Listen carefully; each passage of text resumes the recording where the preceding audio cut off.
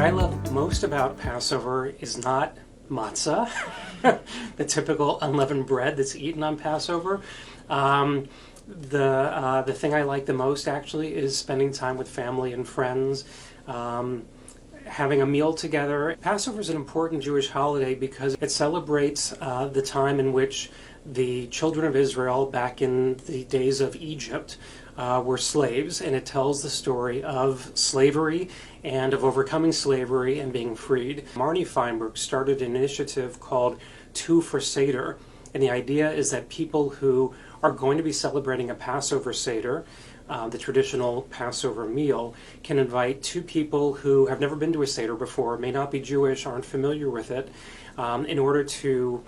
bring them into our community to share something special that they're experiencing. Typically what happens is the family is telling the story around a table with different kinds of symbolic foods, and as the story is told, in the middle of the story actually there's a break in order to enjoy even more food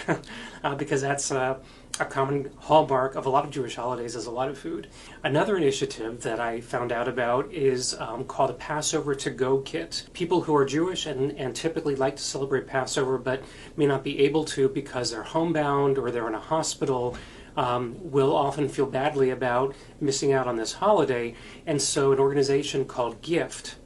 has created Passover to Go boxes, and the boxes contain everything that's needed to have a Passover Seder, and then these boxes will be transported to people who otherwise wouldn't be able to enjoy a Passover Seder. Holidays are an especially important time in which we can make an effort to cross those community boundaries and learn about one another. It's a really great way of helping to build community and build bridges across communities.